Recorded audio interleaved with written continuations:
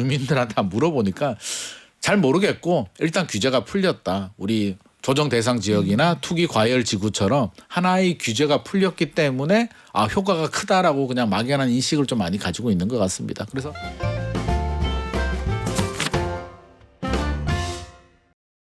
날씨도 춥고 부동산 시장 춥다고 하는데 한쪽에서는 불장이 시작되고 있다 이런 반응도 있습니다. 도대체 무슨 얘기인지 한 주간 집값 흐름과 현안들 부동산경제연구소 김인만 소장과 함께 알아봅니다. 안녕하세요. 안녕하세요. 소장님 한 주 동안 여러 가지 변화가 좀 있었는데 토지거래 허가제 해제 효과가 좀 있는 모양입니다. 한 주간의 통계가 어떻게 움직였는지부터 좀 볼까요? 이번 주 2월 2주차 통계인데요. 아직 토지거래가 구역이 풀려서 나온 통계가 아직 반영이 되진 않았는데 반영되기 전에도 네. 서초구는 0.1%까지 올라갔고요. 한 주간의 0.14%. 상승폭이. 네, 맞습니다. 네. 강남은 0.08%. 이게 해제 기대감 때문에 이 정도 올라갔는데 해제되고 제가 현장 상황 모니터링 해보니까 해제되기 전보다는 지금 완전히 진짜 이게 난리도 아닌 해당 지역들 잠삼대청. 장삼대청에 해당되는 아파트들은 사실 매물이 하나도 없습니다. 지금 송파구가 주간 상승폭이 종전의 0.13%에서 맞습니다. 0.14로 올랐다고 하는데 네.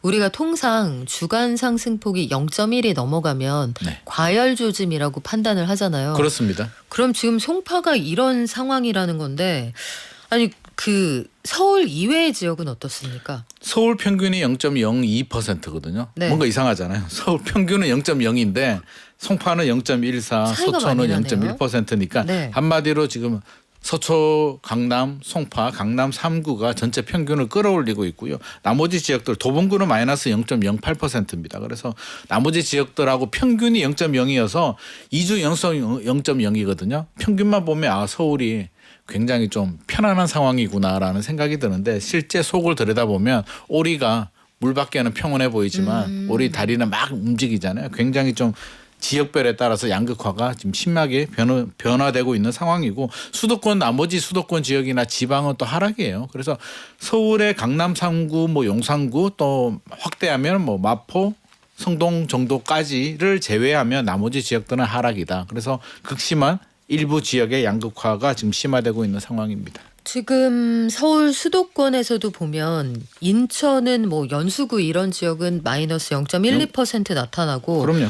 성남, 광명 이런 쪽도 0.1에서 0.2% 정도 빠지는 것으로 확인이 되는데 이 수도권에서 양극화도 문제지만 사실은 수도권과 비수도권의 차이가 크다는 거. 그렇죠. 특히 이 악성미 분양 문제가 비수도권의 건설 경기 다 무너뜨린다는 얘기가 있었는데 정부가 관련 대책을 내놨군요. 네, 대책이 조금 전에 발표됐습니다. 네. 따끈따끈한 아마 우리 목돈연구소에서 제일 가장 빨리 전해드리는 대책인데 대책 내용이야 우리 뉴스 보면 다 알다시피 여러 가지 내용들 지역 개발, 철도 지하화 같은 거에서 활성화시키겠다, SOC 사업 조기 집행하겠다 이런 일반적인 내용이 들어가 있고요.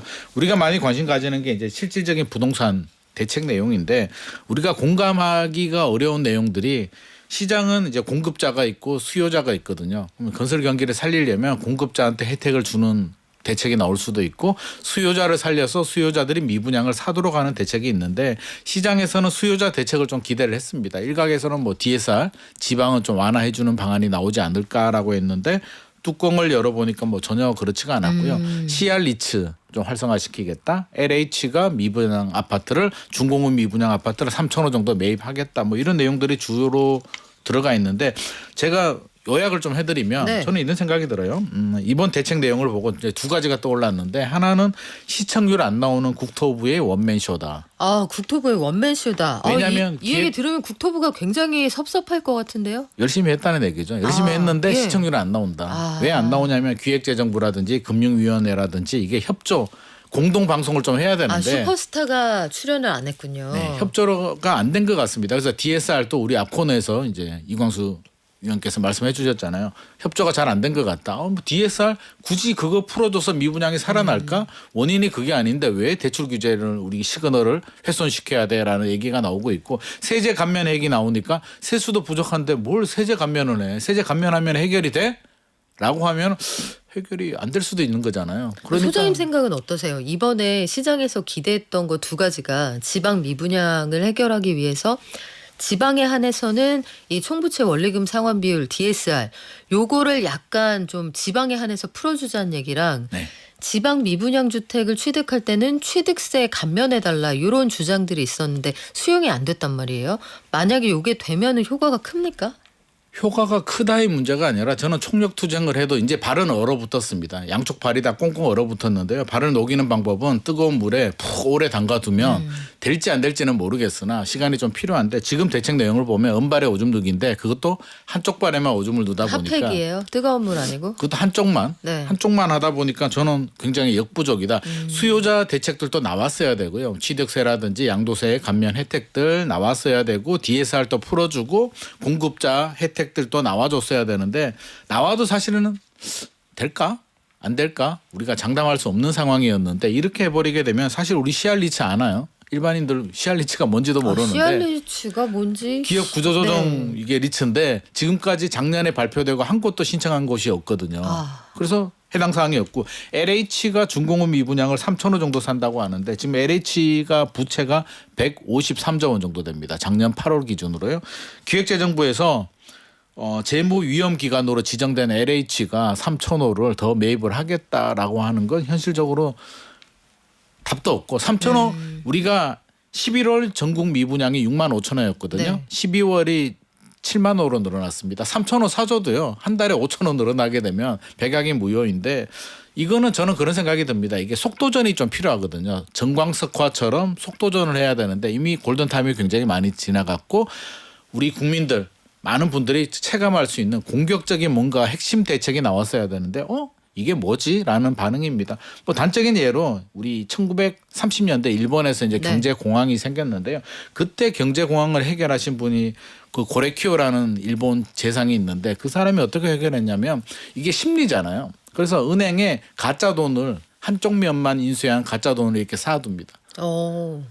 뱅크런 하러 온 국민들이 우리 돈이 이렇게 많아 걱정 마. 국민들이 은행에 이렇게요. 왔는데 돈이 이렇게 있는 거예요. 다 집에 갔습니다. 그러면서 금융위기가 해결이 됐거든요. 의외로 간단하게 해결될 수도 있는 문제를 지금 너무 전공법으로 네.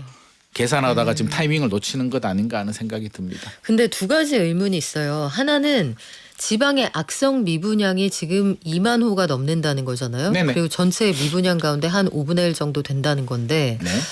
그러면은 싸게 팔면 팔리지 않을까요? 그게 문제가 뭐냐면 네. 일단 건축비가 많이 올라갔죠. 건설회사 입장에서는 지금도 적자인데 이걸 더 내리게 되면 두 가지 문제가 있습니다. PF 대출을 받았는데 PF 대출을 해준 신탁사나 금융권에서 OK가 떨어지지 않고요. 네. 또 인하해주게 되면 수분양자들 이미 분양 받으신 분들이 뭐 난리가 납니다. 지금 우리도 뭘 해달라 네. 들고 일어나는데 수분양자들과의 형평성 문제 여러 가지를 고려해 본다면 현실적으로 인하 여력 지금 지방의 중소 아파트들 신규 분양 아파트들은 최소 분양가가 한 5억 원 정도 나오거든요. 와. 전용 8사 기준으로요. 지방에 가보면 3억대 미분양들도 많이 있습니다. 그렇죠. 여기서 더 할인을 해준다는 게 실질적으로 보면 사실은 이게 할인의 문제예요. 그러면 3억 원을 2억 8천 원을 해주면 과연 소진이 될까요? 뭐 그렇다고 해서 소진이 될 문제도 아니기 때문에 종합 패키지가 나와야 된다. 할인도 들어가고 세제 혜택도 주고 대출 금리도 좀 해주고 대출 한도도 늘려주고 모든 패키지가 나와야 되는데 지금 계속 시간만 끌고 있어서 저도 좀 안타까운 마음입니다. 근데 거기다 집 지으라고 안 했잖아요. 그런 논리들도 있는데 네. 이미 발생한 문제고 지금 와서 내버려 두게 되면 이게 그 보도자료 내용을 보게 되면 우리 경기 침체에도 영향을 주고 있거든요. 그냥 내버려 두게 되면 결국 우리 금융권과 우리 내수 경기 침체에 또 가속도가 붙기 때문에 이러다 다 죽어 다 이거군요. 죽는 문제입니다. 그래서 니들이 잘못했으니까 니들이 해결해라고 내버려 두기에는 이미 너무 많은 시간이 지난 것 같습니다. 네.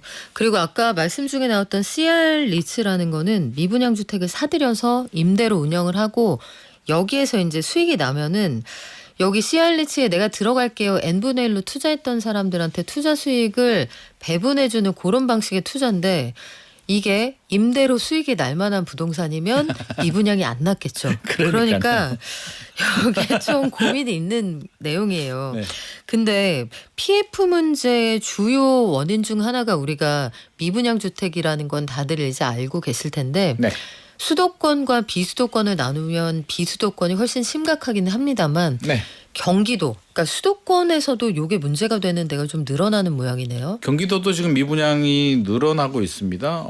전국 미분양이 한 7만 호 정도 되는데요. 7만 173호인데 지방이 5만 3천 호 정도 되고요. 수도권이 16,997호, 17,000호 정도인데 그중에 경기도가 12,953호, 거의 한 13,000호 정도가 이제 경기도입니다. 중공업 미분양도 경기도가 뭐 절반 이상 차지하고 있기 때문에 좀 심각한 수준인데요. 뭐 지역별로 살펴보게 되면 이제 광명시가 좀 많습니다. 광명시, 파주시, 남양주, 김포, 화성시 순으로 미분양이 많아서 이게 따지고 보면 서울만 좀 지금 뜨거운 상황이고요. 경기도는 지금 미분양의 무덤에서 지금 점점 더 깊이 들어가고 있는 상황인데 물론 경기도도 과천이나 뭐 이렇게 가까운 성남시나 이런 쪽은 서울 가까운 곳 우리가 요즘 옆세권이라고 하더라고요. 네. 또 서울 옆이라고 해서 이제 그렇죠. 역세권도 아니고 옆세권이라고 하는데 옆세권 동네는 괜찮은데 입주 물량이 많은 곳들은 또 이렇게 침체가 되고 있기 때문에 이게 지방만의 문제는 아닌 것 같고요. 이번 대책 나온 내용들도 결국 경기도도 해당되는 내용이기 때문에 지방의 문제로 그냥 덮어두기는 지금 이미 너무 많이 전이가 된 것 같습니다. 아, 그렇군요. 여러 가지 의견들 주시는데 이게 궁금하다는 말씀도 주시네요. 소장님, 방송에서 흔히 부동산 얘기할 때 수도권하고 비수도권을 나눠서 얘기를 하는데 어디까지가 수도권인가요? 이런 말씀 주시는데 서울, 경기까지가 수도권인가요? 서울, 인천, 경기를 이제 일반적으로 이제 수도권이라고 하는데요. 네. 이게 수도권이라는 의미 자체가 이미 이제 경기도가 이제 수도권의 의미를 포함하고 있습니다. 그런데 이제 옛날보다는 넓어지고 있잖아요. 원래 평택시가 경기도가 아니었는데 이제 경기도로 편입이 되다 보니까 네. 이제 수도권 범위가 넓어지고 있는데 일각에서는 아니 평택까지 무슨 수도권으로 봐야 되냐.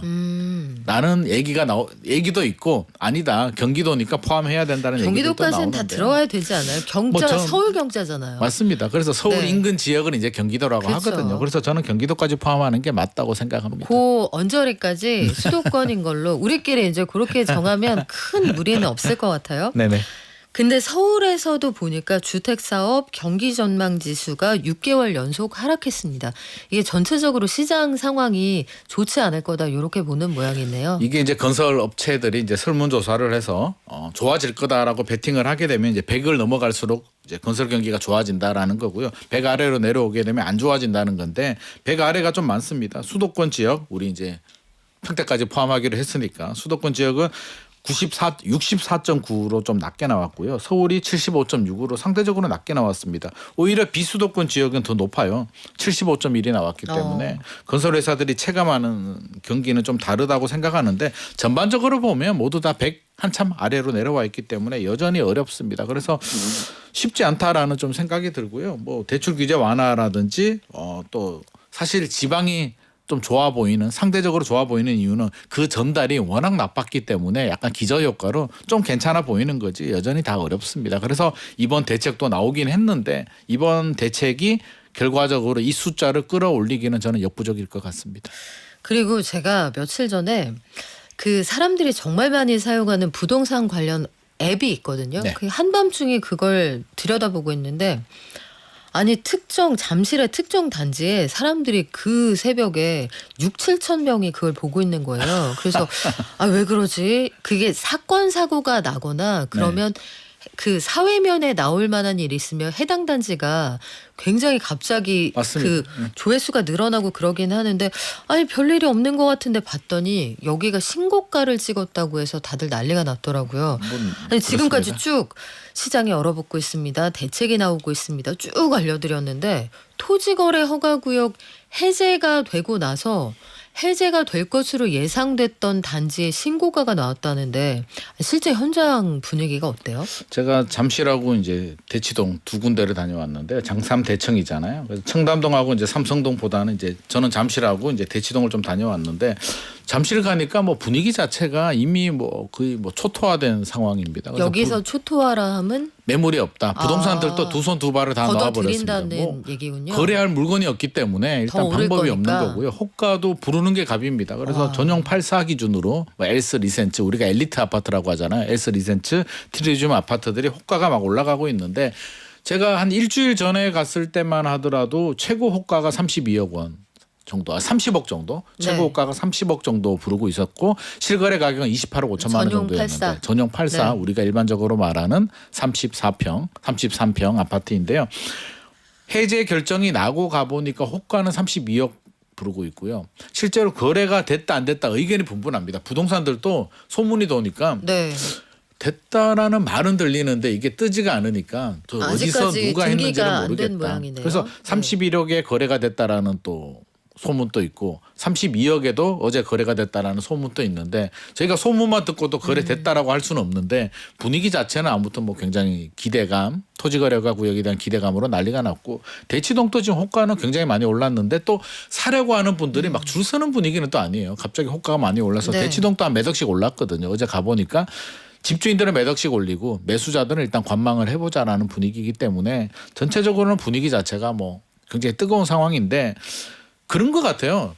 토지거래 허가구역이 사실 우리 여러 번 말씀드렸습니다만 전세 끼고 이제 못 사게 하는데 전세 끼고 살 수 있게 해주는 거잖아요. 그러니까 나는 딴 데 살고 전세 끼고 사둘 수도 있게 됐다. 그 그렇죠. 차이잖아요. 뭐 지방에 계시는 네. 분이 이제 살 수 있게 됐다. 지방에 계시는 자산가들이 서울로 아파트 사자고 이사 올 수는 없으니까 그런 수요가 일부 증가할 수는 있는데 저는 이 정도까지 흥분할 문제는 아니라고 생각을 하는데 제가 인터뷰를 해봤거든요. 주민들한테 물어보니까 잘 모르겠고 일단 규제가 풀렸다. 우리 조정 대상 지역이나 투기 과열 지구처럼 하나의 규제가 풀렸기 때문에 효과가 크다라고 그냥 막연한 인식을 좀 많이 가지고 있는 것 같습니다. 그래서 기대감이 좀 하늘을 찌르고 있는데 결정적으로 저는 빌미를 제공해 준 게 반포. 반포는 토지거래 허가구역에서 빠졌잖아요. 그렇죠. 공교롭게도. 원래부터 아니었죠. 원래부터 아니었잖아요. 근데 반포가 원밸리 같은 경우는 50에서 60억, 나머지 아파트들도 40억대가 기본적으로 가고 있기 때문에 잠실에서는 그런 말씀하시더라고요. 아니 그동안 우리는 묶여 있었는데 족쇄가 잡혀 있었는데 저기는 50억 60억 갈 동안 우리는 잡혀 있었으니 이제 풀리면 우리도 달려야 되지 않겠냐. 잠실이 30억 이상한 게 아니다라는 말씀을 하십니다. 그래서 결과적으로는 이게 부작용 처음 지정 때부터의 부작용이 지금까지 이어지고 있는 것 같습니다. 그것도 궁금해요. 그래서 실제로 이제는 토지거래 허가구역에서 뭐 재건축 일부 아파트 빼고 풀렸으니까 네. 잠실이나 그 다른 지역으로 그 반포 등으로 몰렸던 고수요가 분산이 되면은 그쪽으로 가기 때문에 반포는 집값이 좀 빠질 거다 이런 주장도 있고 네. 토지거래 허가구역에 묶여 있었던 쪽이 반포 수준으로 이렇게 끌어올려져서 상향으로 키높이를 맞출 거다 이런 전망이 있는데 어느 쪽이 더 유망하다고 보십니까? 저는 후자로 보고 싶습니다. 같이 오른다? 일단 강남이라면 이게 두 가지 풍선 효과가 생기는데요. 강남 내에서 풍선 효과가 생길 수도 있고요. 강남권 밖으로도 이제 풍선 효과가 번질 수도 있는데 강남 내에서 보면 앞서서 제가 말씀드렸잖아요. 잠실이 이제 32억 호가 뭐 거래가 됐는지 안 됐는지는 아직까지 뭐 공식적으로 확인을 네. 못 하겠습니다. 그렇게 되면 대치동이나 개포나 다른 동네들은 그럼 우리가 저평가된 거 아니야? 라는 논리가 생기고 여기서 또 키높이가 맞춰지게 되면 반포 입장에서는 우리는 한강변의 부촌인데 대치동이 가격이 올라가게 되면 우리도 올라가야 되는 거 아니냐라는 상호작용이 충분히 생길 수 있습니다. 강남권은 워낙 자금력이 있는 동네이기 때문에 가능하고요. 우리가 눈여겨봐야 될 건 이제 주변 지역으로 불길이 번지느냐인데 저는 강동구가 지금 조마조마하거든요.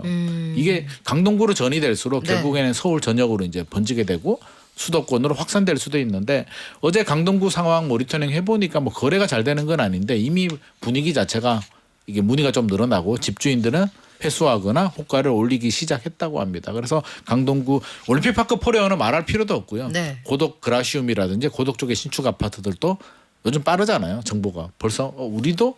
라는 생각을 가지고 있는 것 같습니다. 제가 그 질문 왜 드렸냐면 과거에 갈아타기 수요 이런 것들이 있다고 할 때 보면은 성동이나 성남 판교 이런 쪽에서 갈아타기 할 때 잠실로 오시고 네. 잠실 등에서 갈아타기 할 때 팔고 반포로 이동하고 이런 수요가 있다고들 부동산에서 이야기를 했었는데 네.